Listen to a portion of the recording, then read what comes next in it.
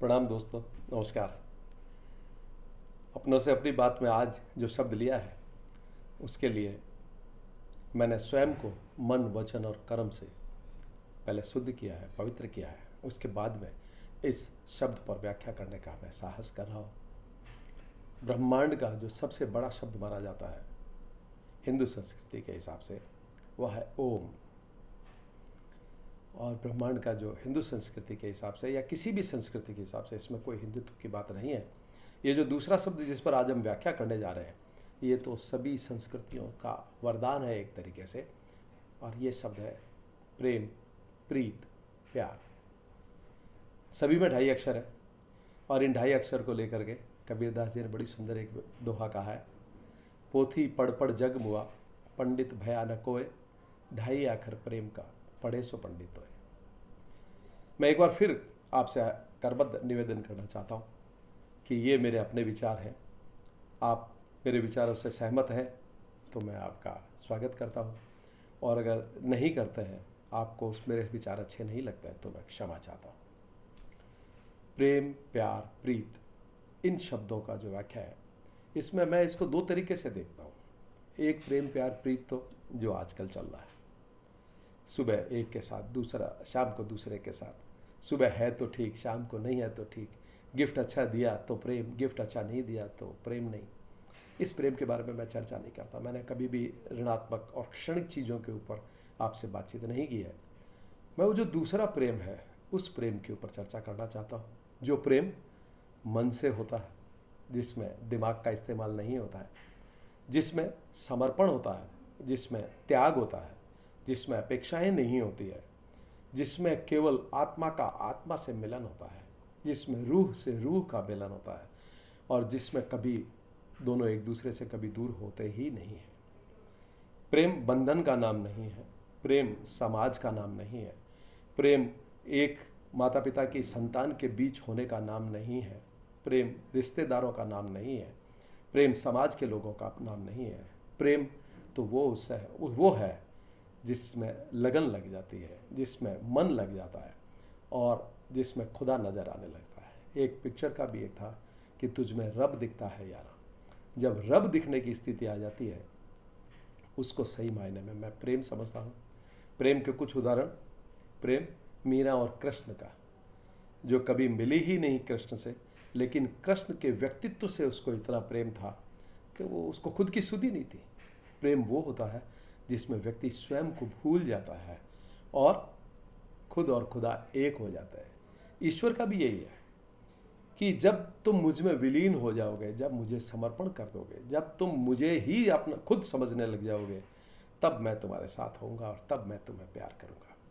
प्रेम राधा और कृष्ण का, राधा विवाहित थी, उसके बावजूद भी इसमें कहीं पे भी कोई भौतिकता या कोई विलासिता या ऐसी कोई चीज़ें राधा और कृष्ण के प्रेम में नहीं थी। राधा शक्ति थी, लेकिन राधा कृष्ण को अनन्य भक्त थी और कृष्ण के व्यक्तित्व से उसको प्यार था। आप क्या सोचते हैं, कृष्ण की वास्तविकता में 16,108 पत्नियां थी? ये पत्नियां नहीं थी, ये वो गोपियां थी जो कृष्ण के व्यक्तित्व को प्यार करती थी, कृष्ण के रूप को प्यार करती थी, कृष्ण के दर्शन को प्यार करती थी, कृष्ण की बहादुरी को प्यार करती थी, कृष्ण की वाक्पटुता को प्यार करती थी और कृष्ण की सार्वभौमिकता को प्यार करती थी, और जिसमें केवल समर्पण था। क्या कृष्ण 16,108 पत्नियों के साथ समय गुजार सकते थे? ऐसा कतई संभव नहीं था।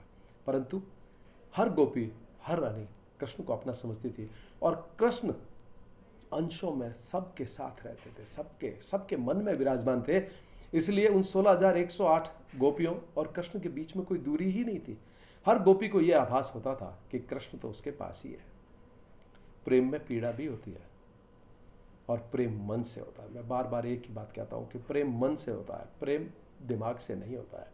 दिमाग में चतुराई होती है, प्रेम में समर्पण होता है। प्रेम मन निर्मल होता है, मन में समर्पण होता है। लूटने और लुटने, प्रेम में लूटने और लुटने को एक जैसा समझा जाता है। लूटने और लुटने के शब्दों में मात्रा का फर्क आप देखिएगा। लूटना और लुटना, इन दोनों को प्रेम एक ही रूप के अंदर देखता है। इसलिए दोस्तों, प्रेम की व्याख्या कोई भी नहीं कर पाता है और कोई समर्थ भी नहीं है प्रेम की व्याख्या करने में। कबीरदास जी ने भी केवल 2 ही लाइन में व्याख्या करके छोड़ दी कि पोथी पढ़ पढ़ जग मुआ पंडित भयानक होए, ढाई आखर प्रेम का पढ़े जो पंडित होए। दोस्तों, प्रेम के ऊपर तो मैं आपको एक मीरा और कृष्ण का एक गीत था जो बचपन में मेरी माँ मुझे सुनाया करती थी। उस गीत की 2 पंक्ति मैं आपके सामने आज जरूर गाना चाहूँगा, फिर एक छोटी सी कहानी सुनाऊंगा प्रेम के ऊपर।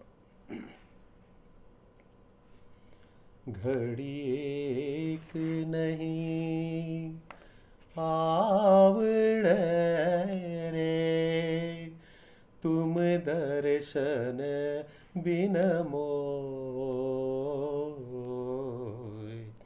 घड़ी एक नहीं आवड़े रे, धान न भावे नींद नावे, धान न भावे नींद नावे, बिरह सताए मोय। घायल सी घूमती फिरू रे मेरो, दर्द न जाने को। घड़ी एक नहीं आवड़े रे। कितने सुंदर है। धान न भावे नींद न आवे, बिरह सतावे मोए, घायल सी घूमती फिरू रे मेरो, दर्द न जाने को। ये प्रेम है।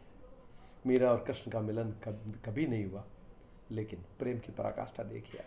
सब कुछ भूल गई, सब कुछ समर्पित कर दिया, पूरा जीवन समर्पित कर दिया, जहर पी गई। ये होता है प्रेम।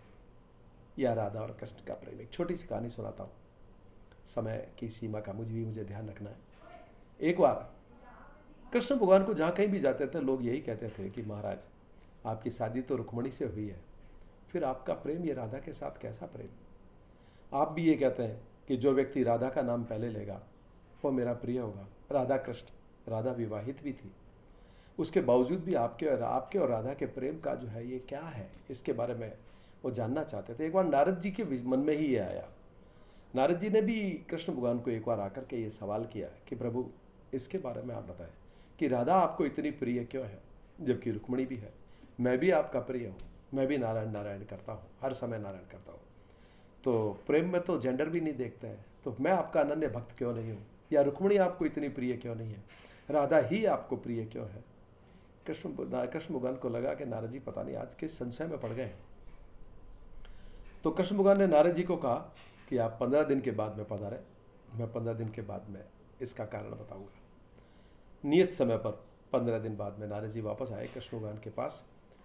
तो नारद जी क्या देखते हैं, कृष्ण भगवान फर्श के ऊपर लेटे हुए हैं और तड़प रहे हैं, बिल्कुल मरणासन स्थिति में बहुत तड़प रहे हैं।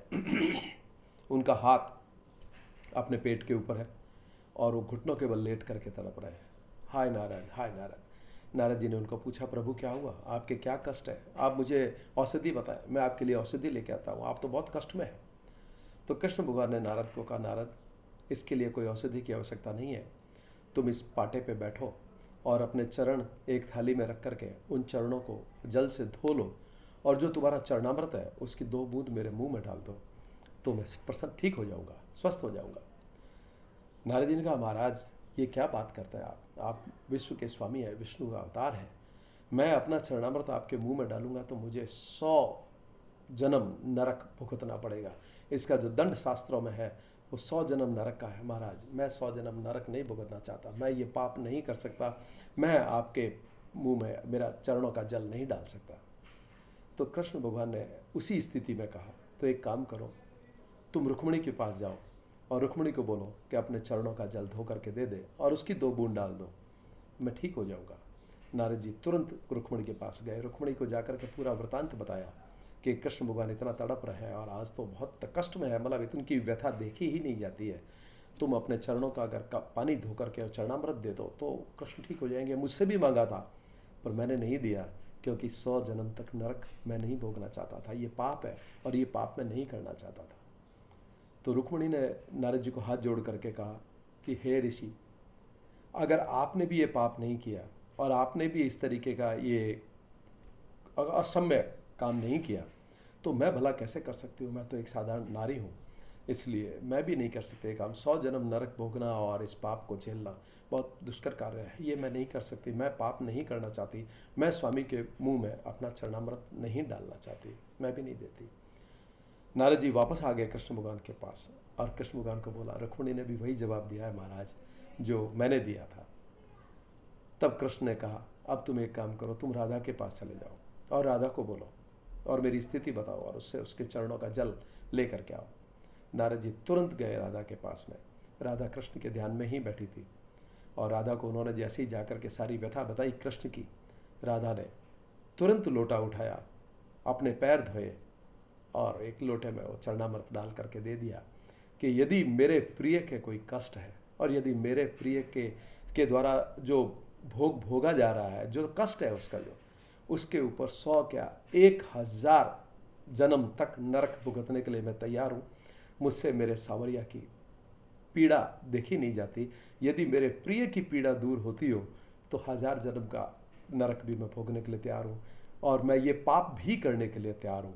नारद जी आप तो तुरंत ये जल लेकर के जाइए और भगवान श्री कृष्ण के मुंह में डालिए। अगर इससे उसकी पीड़ा दूर होती है तो इससे बड़ा कोई पुण्य कार्य मेरे लिए नहीं हो सकता। मेरा तो जीना भी कृष्ण के लिए और मेरा तो मरना भी कृष्ण के लिए। यदि मेरा सांवरिया, यदि मेरा प्रिय कोई पीड़ा को भोगे और मैं यहाँ इस पाप और इन 1000 जन्मों के 100 जन्मों के नरक से बच करके यदि मैं उसकी पीड़ा को देखूं, तो ये मेरा प्रेम नहीं है, ये मेरी प्रीत नहीं है, ये मेरा प्यार नहीं है।